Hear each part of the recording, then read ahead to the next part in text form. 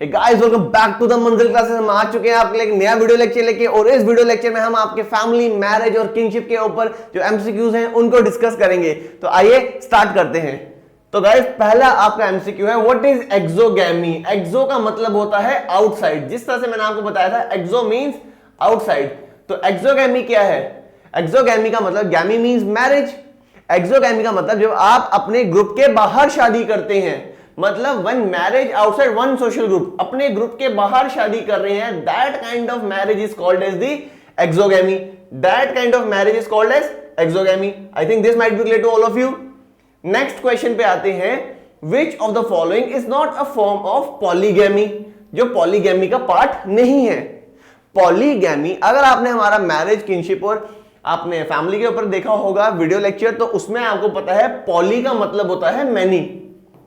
Poly means many और gamy means your marriage. When a person marries so many people, एक से ज्यादा लोगों से शादी करता है, that kind of marriage is called as polygamy.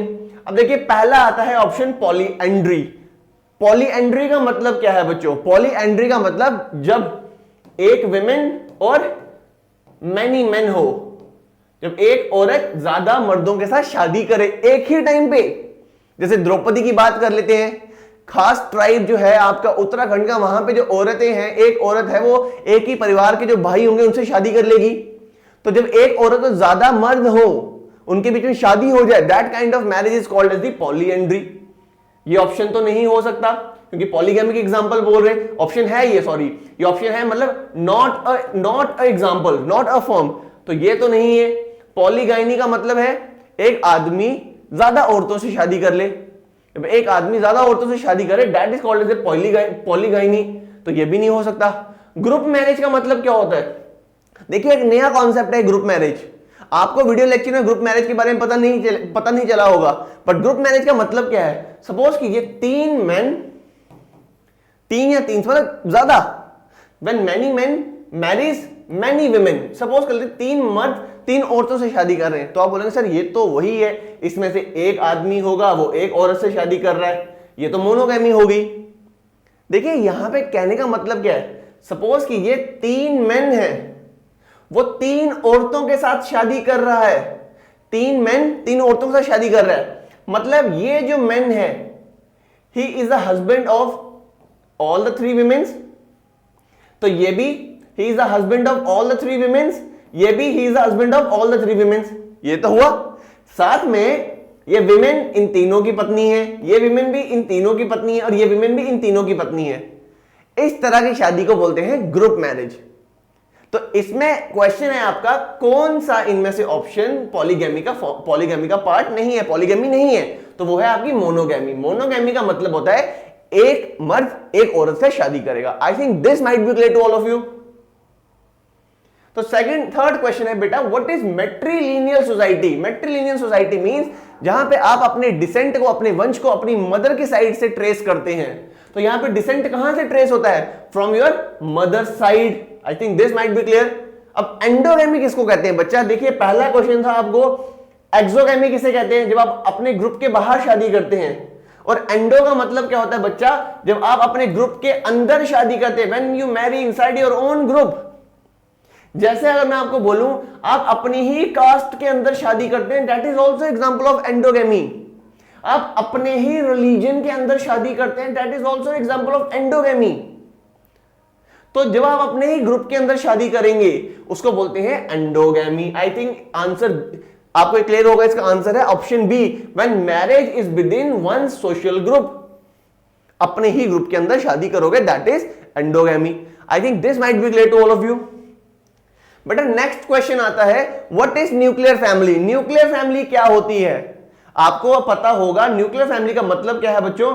Nuclear family का मतलब है जब आपके जो फैमिली ग्रुप है वहां पे सिर्फ आपके पेरेंट्स होंगे, मतलब हस्बैंड होगा प्लस वाइफ होगी प्लस अनमैरिड चिल्ड्रन होंगे, मतलब आपके बच्चे होंगे। मतलब बच्चों के दादा दादी नहीं होंगे, भाई भाभी भी नहीं होंगे आपके, जो आपकी बीवी और आपके बच्चे होंगे सिर्फ। उस तरह के ग्रुप को बोलते हैं दैट इज न्यूक्लियर ग्रुप। तो न्यूक्लियर ग्रुप क्या होता है? Family consisting of only parents and children, बस दैट्स इट। तो फिफ्थ का राइट ऑप्शन है that is option B. Fifth का आंसर है ऑप्शन बी। आई थिंक बच्चों this might be clear to all of you. अब देखिए नेक्स्ट क्वेश्चन आता है, which of the following is not a function of a family according to the functionalist theory. Functionalist theory क्या बोलती है? देखिए फिर से फंक्शनलिस्ट थ्योरी की फैमिली कुछ फंक्शंस परफॉर्म करती है आपके सर्वाइवल के लिए और सोसाइटी के सर्वाइवल के लिए। फैमिली का सबसे पहला काम क्या है? सोशलाइजेशन। ऑब्वियसली ये फंक्शन है। ऑप्शन बोलता है कौन सा फंक्शन नहीं है। फैमिली सोशलाइज करती है आपको, सोसाइटी के नॉर्म्स वैल्यू के हिसाब से आपको तैयार करती है। यस। फैमिली में इकोनॉमिक ऑपरेशन होती है। मैंने आपको अपने अगर हमारी फैमिली की वीडियो देखी, economic operation is a very important feature of the family. मतलब फैमिली में अगर बूढ़े बुजुर्ग हैं या कुछ बीमार हैं या कोई यंग सिबलिंग्स हैं, वो अगर काम नहीं कर रहे हैं तो घर के जो बड़े हैं वो काम करके उनको इकोनॉमिकली सपोर्ट करेंगे। तो इकोनॉमिक ऑपरेशन भी फैमिली का सबसे इंपॉर्टेंट फंक्शन है। रिप्रोडक्शन, फैमिली में बच्चे पैदा होते हैं, फैमिली का एक और ये इंपॉर्टेंट फंक्शन है। ये तीन तो फंक्शन है।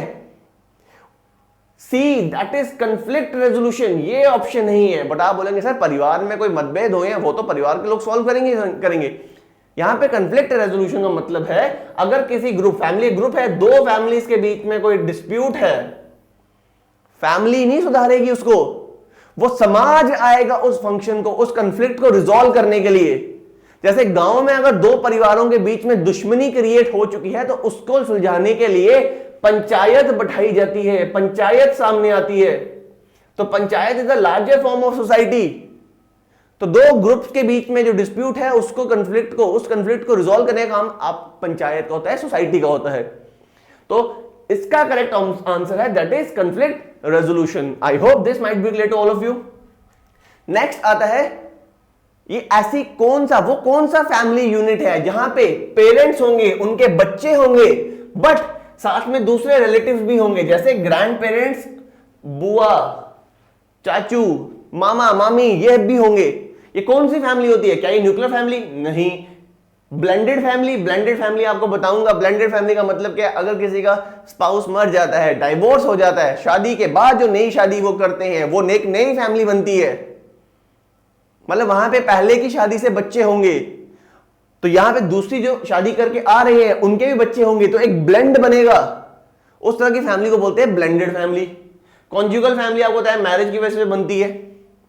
तो वो फैमिली जहां पे पेरेंट्स होंगे, चिल्ड्रन होंगे और दूसरे रिलेटिव्स होंगे, जैसे दादा दादी, चाचू बुआ, ताया ताई, उनके बच्चे, इस तरह की फैमिली को बोलते हैं एक्सटेंडेड फैमिली। आई थिंक बच्चों ये क्लियर हुई होगी। तो बताइए नेक्स्ट ऑप्शन है, ऐसी कौन सी थ्योरी है जो सजेस्ट करती है कि फैमिली कुछ फंक्शंस परफॉर्म करती है सोसाइटी की स्टेबिलिटी के लिए। फैमिली कुछ फंक्शंस परफॉर्म करती है सोसाइटी की स्टेबिलिटी के लिए। ऐसी कौन सी ये थ्योरी है?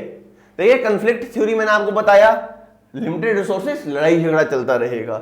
सिंबॉलिक इंटरेक्शनिज्म का मतलब क्या है? देखिए ये भी एक नई थ्योरी है, बार बार आ रही है और आपको क्लियर होना चाहिए, क्योंकि अगर इसके ऊपर क्वेश्चन आ जाए आपको क्लियर होना चाहिए। सिंबॉलिक इंटरेक्शन का मतलब क्या है? समाज में लोग एक दूसरे के साथ इंटरैक्ट करते हैं। जैसे मैं हूं और पंकिल सर हैं, हम एक दूसरे के साथ इंटरैक्ट कर रहे हैं।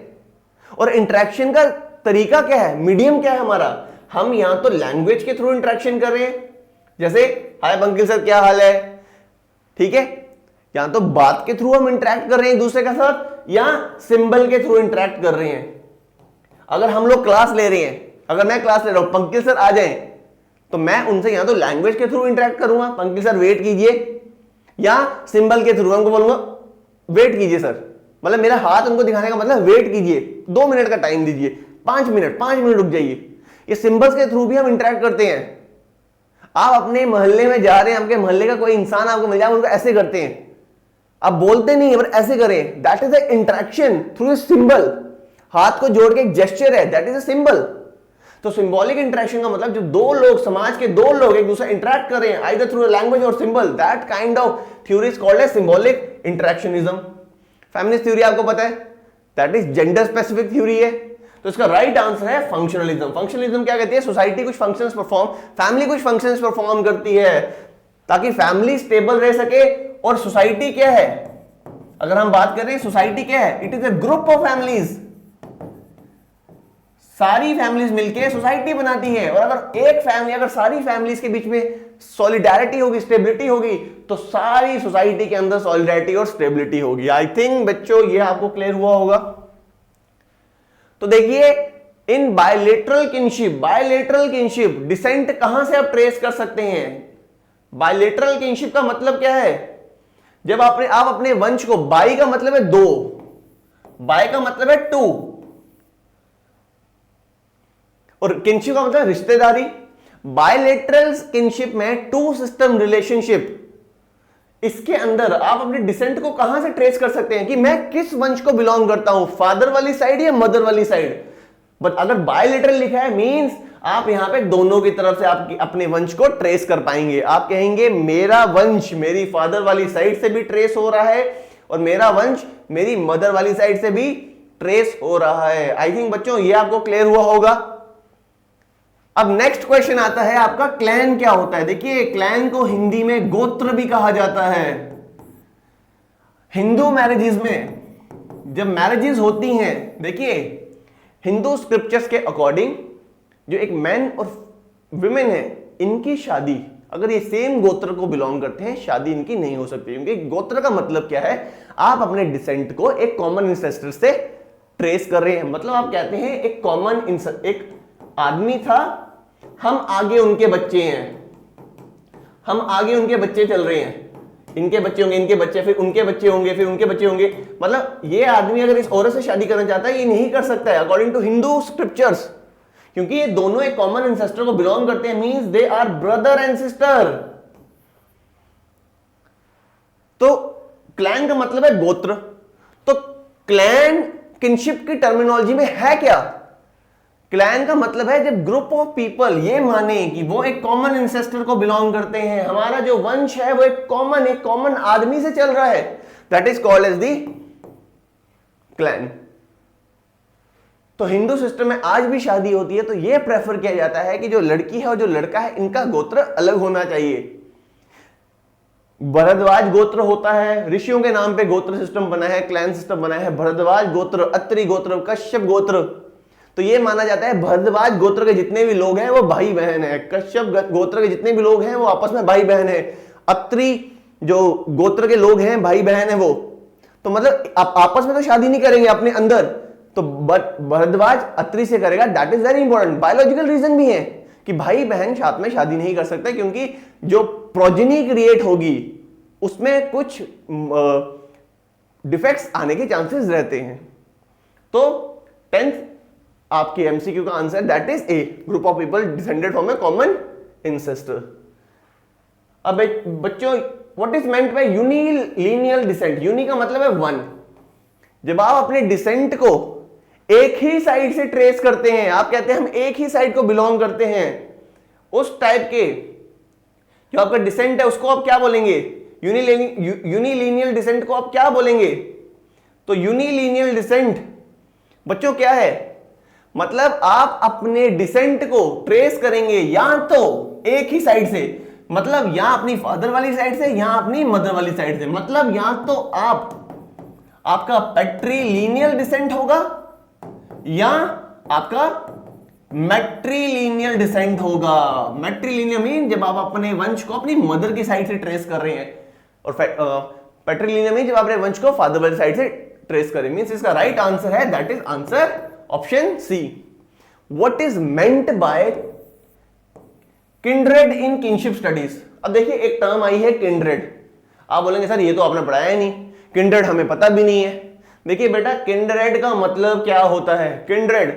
किंड्रेड का मतलब it is a term used in kinship, और किंड्रेड का मतलब क्या है? दैट इज आप लोग अपने डिसेंट को, फिर से वही बात, सेम बात, आप लोग अपने डिसेंट को सेम कॉमन एंसेस्टर से ट्रेस कर रहे हैं, आप अपने डिसेंट को कॉमन एंसेस्टर से डिसेंट करें। किंड्रेड का मतलब आप एक ही परिवार को बिलोंग करते हैं, means you have only one family, you belongs to the same family.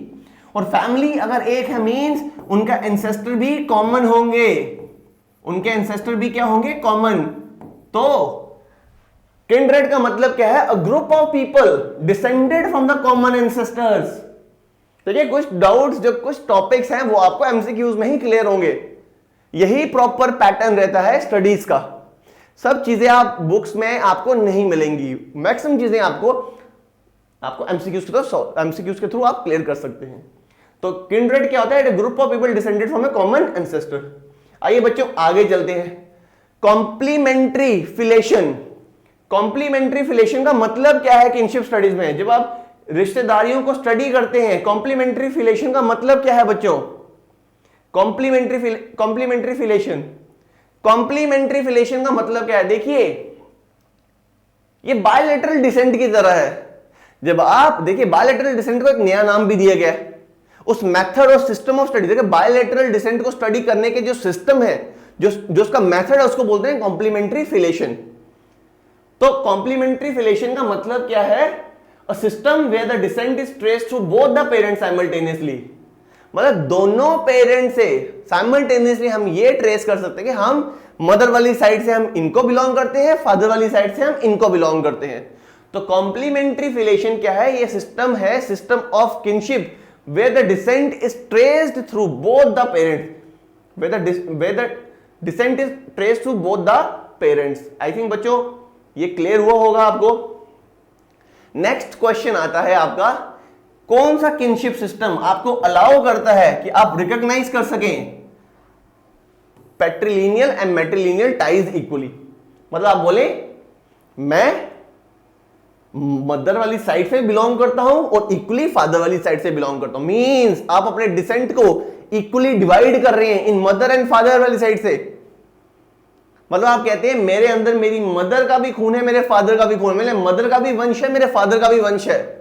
इस तरह के सिस्टम को बोलते हैं एम्बिलिनियल। देखिए बायलिनियल का मतलब टू, ठीक है, टू, लेकिन इसमें आप इक्वली उनको कैटेगराइज नहीं कर रहे हैं।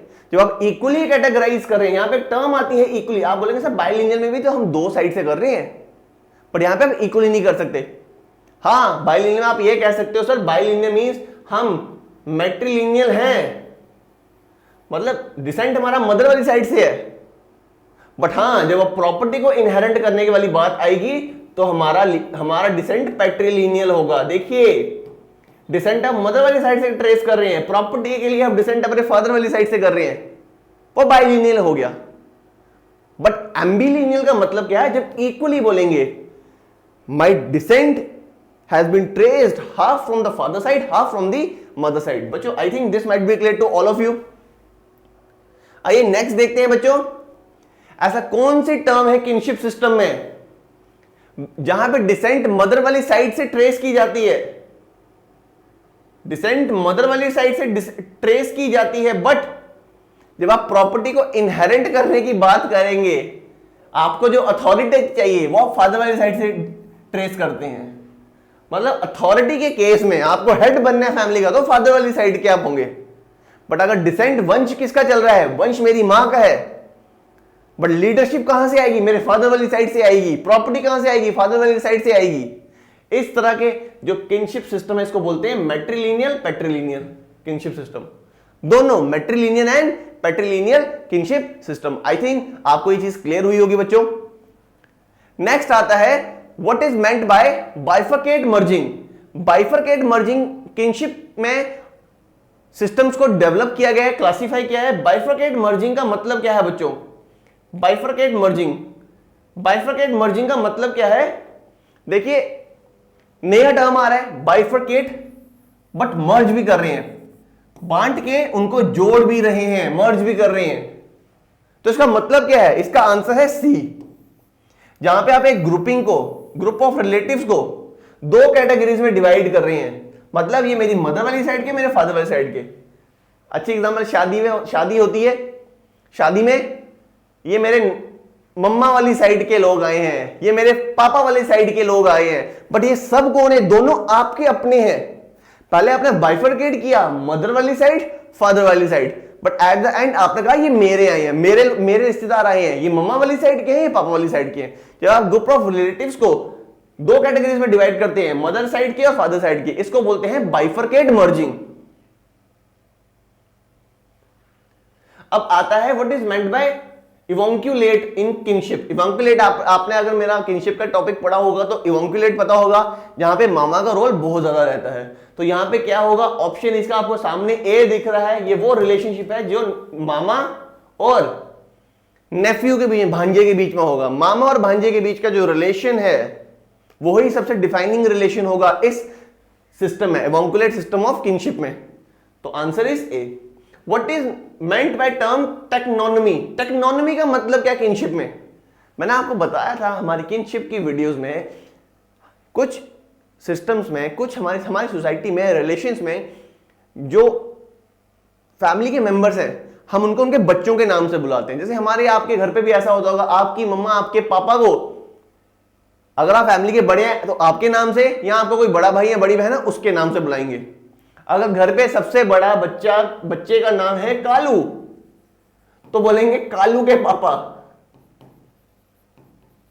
अगर सबसे बड़ा बच्चा है बिमला, सबसे बड़ा बच्चा है बिमला तो बोलेंगे बिमला के पापा, या बिमला की मम्मा, या कालू की मम्मा। जब बच्चों के नाम पे पेरेंट को रेफर किया जाए, that kind of system in kinship is known as teknonymy. तो राइट आंसर क्या है? Referring to parents by the names of their children. I think बच्चों ये क्लियर हुआ होगा। नेक्स्ट आता है मोइटी। मोइटी क्या है? देखिए, फिर किंगशिप में बताया था गोत्र क्या है, गोत्र एक बड़ा टर्म है। मोइटी का मतलब क्या है? देखिए, आपको फेरेटरी के बारे में मैंने बताया था। फेरेटरी मतलब दो क्लैन एक ही एंसेस्टर को बिलोंग करते हैं। मोइटी का मतलब क्या है? जब एक क्लैन को दो पार्ट्स में वो डिवाइड हो जाए, एक क्लैन जब दो पार्ट्स में डिवाइड हो जाए तो उसको बोलते हैं मोइटी। क्या बोलते हैं उसको बच्चों? मोइटी। तो इसका राइट आंसर क्या होगा? It is a division of society into two distinct group. जब दो ग्रुप्स में सोसाइटी, सपोज कीजिए अगर मेरी कोई फैमिली है, अगर वो अपना क्लैन को डिवाइड कर देते हैं, क्लेन को डिवाइड को बोलते हैं हम अपने, आधा ग्रुप बोलता है हम अपने डिसेंट को अपने फादर वाली साइड से मानेंगे, दूसरा ग्रुप बोलता है हम अपने डिसेंट को मदर वाली साइड से मानेंगे। तो मदर वाली साइड का गोत्र अलग होगा, कॉमन एंसेस्टर अलग होंगे, फादर वाली साइड के कॉमन एंसेस्टर अलग होंगे। तो इस तरह के सिस्टम को बोलते हैं मोइटी। आई थिंक बच्चों this might be clear to all of you. अब मैट्रीफोकल किंगशिप सिस्टम में नेक्स्ट क्वेश्चन है, मैट्रीफोकल किंगशिप सिस्टम में who typically provide economic support within the family unit? Matrifocal mean जहां पे mother की authority होगी, mother will be the head of the family. तो उस फैमिली में इकोनॉमिक सपोर्ट कौन प्रोवाइड करेगा? क्या वो फादर होंगे, मदर होंगे, सबसे बड़ा चिल्ड्रन, या ग्रैंड पेरेंट्स? तो अगर मैट्रीफोकल है मींस मदर डोमिनेटेड फैमिली, तो यहां पे मदर का बड़ा रोल रहेगा बच्चों, मदर का। तो I think this might be clear to all of you. Next question आता है बच्चों, which type of family consist of parents, their biological और अडॉप्टेड चिल्ड्रन? कौन सी तरह की फैमिली है जहां पे पेरेंट्स होंगे और सिर्फ बायोलॉजिकल चिल्ड्रन या अडॉप्टेड चिल्ड्रन होंगे, ग्रैंड पेरेंट्स, बाकी रिलेटिव्स नहीं होंगे? तो right answer is nuclear family. Next is matrilineal families में डिसेंट कहां से ट्रेस किया जाता है? फिर से डिसेंट ट्रेस किया जाता है from the mother side. I think ये क्वेश्चन फिर से रिपीट हो गया मेरे से, तो मैट्रिलिनियल फिर से पढ़ लेते हैं। मैट्रिलिनियल मीन जहां पे डिसेंट ट्रेस होता है मदर वाली साइड से। तो right answer is mother's side. Next step आता है, when the family consist of सोतेले पापा, सोतेले भाई बहन, जिनको हाफ सिबलिंग्स भी कहते हैं, इस तरह की फैमिली को क्या बोलते हैं? वो फैमिली जहां पे सोतेला बाप होगा, सोतेले भाई बहन होंगे, मींस जो फादर ने पहली शादी की होगी, उनके बच्चे, सपोज कीजिए स्पाउस से डाइवोर्स हो गया, डेथ हो चुकी है, तो उनके बच्चे उनके साथ ही हैं। तो अगर वो नई शादी करते हैं, ठीक है, तो उस तरह की फैमिली को क्या बोलेंगे? अगर एक विमेन एक ऐसे आदमी से शादी करती है जहां पे विमेन के भी बच्चे हैं, उनके स्पाउस की डेथ हो गई, डाइवोर्स हो गया, वो किसी और से अगर शादी करते हैं, किसी मेल से शादी करते हैं, उनके भी बच्चे हैं, स्पाउस की डेथ हो गई है, डाइवोर्स हो गया, अगर ये दोनों शादी करते हैं तो विमेन अपने चिल्ड्रन नंबर 1 और चिल्ड्रन नंबर 2 को लेके गई हैं, और हस्बैंड जो है, जो मैन है, वो भी अपने चिल्ड्रन नंबर 1 और चिल्ड्रन नंबर 2 को साथ लेके आए हैं। इन दोनों के बीच में शादी होती है, तो क्या ये पूरी फैमिली बनेगी या नहीं बनेगी? इन बच्चों के लिए ये आदमी कौन होगा? Step father. इन बच्चों के लिए ये औरत कौन होगी? Step mother. ये बच्चे एक दूसरे के क्या होंगे? स्टेप सिबलिंग्स, और या हाफ सिबलिंग्स बोलेंगे। तो इस तरह की फैमिली को क्या बोलते हैं बच्चों? क्या ये न्यूक्लियर फैमिली है? नहीं। क्या ये एक्सटेंडेड फैमिली है? Obviously not. क्या ये सिंगल पेरेंट फैमिली है? मींस स्पाउस मर गया या डाइवोर्स हो गया, तो बच्चे अपनी मां के साथ या बच्चे अपने फादर के साथ ही रहे, उसको बोलते हैं single family, single parent family, जहां पे पेरेंट एक ही होगा, या तो हस्बैंड नहीं है या वाइफ नहीं है, बच्चे फिर वही इंसान पाल रहा है, उसको बोलते हैं सिंगल पेरेंट फैमिली। तो ये इसका राइट आंसर क्या है? ब्लेंडेड फैमिली बच्चों। सौतेले बाप, सौतेली माँ, सौतेले भाई बहनों के साथ रहने वाली जो ये पूरी फैमिली है, इसको बोलते हैं blended family. I think this might be clear to all of you. A family formed through remarriage after death or divorce of a spouse is called, क्या बोलते हैं उस फैमिली को? अगर किसी का स्पाउस मर जाए या डाइवोर्स हो जाए, बट वो जो आदमी है या औरत है उसने फिर से शादी कर ली है, तो जो फैमिली क्रिएट हो रही है उसको क्या बोलते हैं? क्या वो न्यूक्लियर फैमिली है? बायोलॉजिकल, देखिए न्यूक्लियर फैमिली का मतलब क्या है? बायोलॉजिकल चिल्ड्रन होने चाहिए या अडॉप्टेड, पहले के नहीं, अडॉप्टेड या बायोलॉजिकल। यहां पे बायोलॉजिकल तो होंगे नहीं, ठीक है ना, वो न्यूक्लियर फैमिली है, ना वो एक्सटेंडेड फैमिली है, ना वो सिंगल पेरेंट फैमिली है। ये कौन सी फैमिली है? That is the blended family, that is blended family. बच्चों आई होप ये आपको क्लियर हुआ होगा ब्लेंडेड फैमिली का कॉन्सेप्ट, सिंगल पेरेंट का कॉन्सेप्ट भी। अब आता है इगैलिटेरियन फैमिली। इगैलिटेरियन का मतलब क्या होता है बच्चा? इगैलिटेरियन का मतलब होता है दैट इज इक्वालिटी हो, यहां पे जहां पे हर मेंबर को इक्वल राइट हो, फैमिली के डिसीजंस में उसको इक्वल राइट दिए जाए बोलने का, अपने व्यूज रखने का, अपने ओपिनियन को एक्सप्रेस करने का। तो इगैलिटेरियन सोसाइटी में जो डिसीजन मेकिंग होती है, जो डिसीजन लिया जाता है फैमिली के रिलेटेड, यानी जो रिस्पॉन्सिबिलिटी होती है वो कैसी होती है? क्या वो किसी एक पे ज्यादा रिस्पॉन्सिबिलिटी है, डिसीजन मेकिंग की पावर ज्यादा होती है, सबके बीच में बटी होती है? तो ये क्या होता है? It is divided equally among the family members, it is divided equally among the family members. I hope बच्चों आपको ये चीज क्लियर हुई होगी। तो आइए अपने लास्ट क्वेश्चन की तरफ मूव करते हैं। लास्ट क्वेश्चन आपका कहता है which family structure often results from divorce or separation where one parent has the custody of the children? Divorce हो चुका है या किसी एक स्पाउस की डेथ हो चुकी है और एक ही जो पेरेंट बचा हुआ है उसके पास बच्चों की कस्टडी हो, और उसने आगे शादी नहीं की है पर उसके बाद बच्चों की कस्टडी हो, बच्चे उसके साथ रह रहे हैं, वो किस तरह की फैमिली? न्यूक्लियर फैमिली है, यहाँ पे हस्बैंड वाइफ दोनों होने चाहिए, ये ऑप्शन नहीं है। एक्सटेंडेड फैमिली, हस्बैंड वाइफ दोनों होंगे, ये ऑप्शन नहीं है। सिंगल पेरेंट फैमिली हो गई। ब्लेंडेड, ब्लेंडेड मैंने आपको बताया ब्लेंडेड क्या होता है, जो सौतेले वाले होते हैं, सौतेले वाला सिस्टम जो होता है दैट इज ब्लेंडेड फैमिली। तो यहां पे ऑप्शन क्या होगा इसका? Single parent family. यहां तो एक सिंगल औरत है, अगर उसका स्पाउस के साथ डाइवोर्स हो गया या स्पाउस मर चुका है तो औरत अकेले बच्चों का पालन पोषण करेगी, बच्चों का ध्यान रखेंगे, तो उस तरह की फैमिली को बोलते हैं that is the single parent family. या मेल भी हो सकता है, मेल ही बच्चों का ध्यान रखे, चाहे अगर उसके स्पाउस की डेथ हो गई, डाइवोर्स हो चुका है।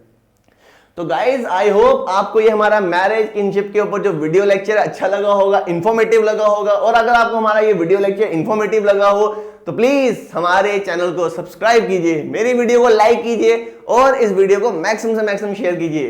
तो सारे अपना अच्छा ध्यान रखिए, खूब ध्यान रखिए और अच्छी तरह से मेहनत कीजिए, क्योंकि आपके एग्जाम्स लाइंड अप ही हैं, किसी भी समय आपको नोटिफिकेशन आ सकता है। और जिस तरह से आप देख रहे हैं एग्जाम, आज एग्जाम होगा तो हफ्ते के बाद उसका रिजल्ट भी डिक्लेयर हो जाएगा।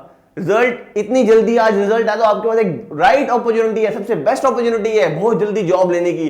तो मेहनत कीजिए, खूब मेहनत कीजिए, हमारी वीडियोस को देखिए, लाइक कीजिए, सब्सक्राइब कीजिए। Thank you so much, God bless you all, जय हिंद।